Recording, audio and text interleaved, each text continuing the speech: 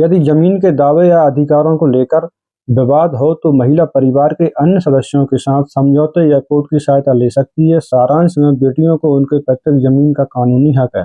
तो इसके लिए आपको क्या करना पड़ेगा? इसके लिए पैतृक जमीन को महिला को मिलने के लिए हिंदू सक्सेशन एक्ट में अधिकार प्राप्त है। 2005 के संशोधन के बाद बेटी को पिता की स्व अर्जित संपत्ति पर बराबर का हक मिलता है, चाहे वसीयत हो या ना हो, और शादी के बाद भी यह अधिकार बरकरार रहता है। यदि पिता बिना वसीयत के मरता है तो उसके पैतृक संपत्ति में बेटी को समान हिस्सेदार माना जाता है। इसके अलावा सुप्रीम कोर्ट के फैसलों ने भी महिलाओं को पैतृक संपत्ति में संयुक्त उत्तराधिकारी का दर्जा दिया है, जिससे उनके अधिकारों को मजबूती मिलती है।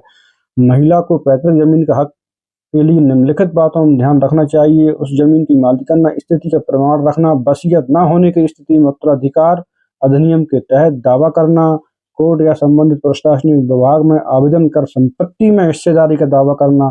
अगर जमीन परिवार द्वारा बांटी जा रही है तो महिला को बराबर का हिस्सा दिया जाना आवश्यक है। यदि पिता ने वसीयत की हो तो उसकी शर्तों के अनुसार संपत्ति मिलेगी, पर बिना वसीयत के मृत्यु होने पर कानूनी महिलाओं को बराबर का हक देता है।